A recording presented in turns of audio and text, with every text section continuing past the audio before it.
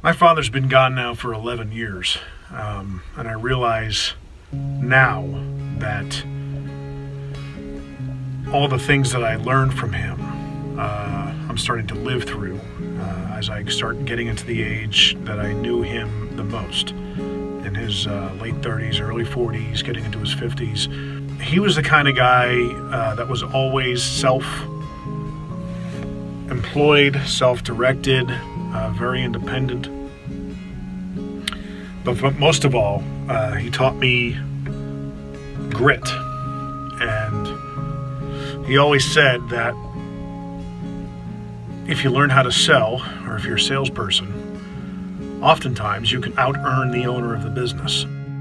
The other night I was at an event where a speaker named Matt Monero was talking about burning off certain aspects of your business to recalibrate, retweak some things about culture to move forward and hockey stick your business. And he did it in his business and it paid out 10 or 15-fold. It was a great event hosted by my coach Michael Burt. It got me thinking about my dad, because one of the questions from a guy in the group had mentioned his kids. And he said, I grew up as someone who we didn't have anything. His dad had made no more than $30,000 a year.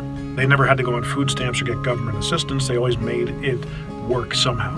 And this guy basically said, well, I'm kind of afraid for my kids with them growing up with the success that this gentleman had had. He took what his upbringing was and created a hunger for a better life for his family. And he was living through it, and of course he was worried about his own children. And it got me thinking about my upbringing and how I had it pretty good. My brother and I really did have it pretty good. Back then in the 80s, it was a booming economy. My father was easily in the top 1% of earners. In the early 90s, there was quite a substantial recession that affected us a lot. My father was in telecommunications business. He sold PBX phone systems for businesses all around the tri-state area up in the Northeast, Connecticut, New York, New Jersey, and very successful at it in the 80s. We had a lot of stuff, RVs, boats, nice house. Always taught us to earn stuff. We weren't always given stuff. The occasional nice thing here and there was given to us, but I don't think it went without us being somewhat appreciative. It was taught to us from an early age. The recession hit in the early 90s. I was in my teenage formative years. We had to move the business into our house. I had to learn the business, come home from school and answer phones until 5 o'clock, 5:30, 6 o'clock from customers, just so we can have an income. And my father, after building a prosperous business throughout the 80s, he had to scale it back. He had to let a lot of people go.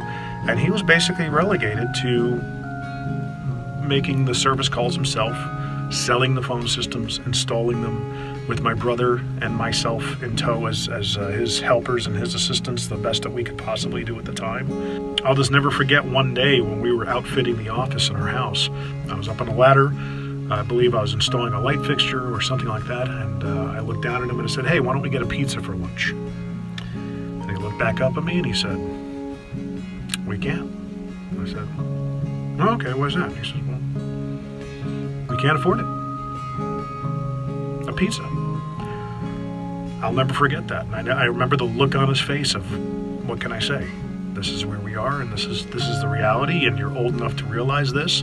But I took that with me the rest of my time. There were other times where I had a part-time job, and I turned down work during this particular time, during the recession. Somebody had asked me to come in and work for them, and he found out that I turned down work, and it was a ripping up one side and down the other, as they say. There was another distinct time where I heard him just break down, to my mother. The words that came out of his mouth were, I need help. I just need people to step up and help, because that's how dire the situation had gotten. When you're 16, 17 years old, I think even 15 at the time when I was, that stays with you. But to get back with what I was saying about the gentleman from this event who was worried about his children, I pulled him aside and I said, listen, I easily could have been one of those kids that just didn't know the difference.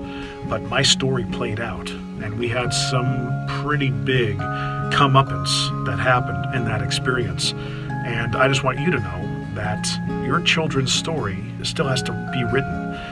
Whether you can help that or not, it's still going to be a story that's going to be written. That's the kind of grit that my father taught me, having to do what he had to do during that time. And I find myself applying it more and more every day. I'm glad, in a way, to have gone through that early on, even though at the time it was not fun at all.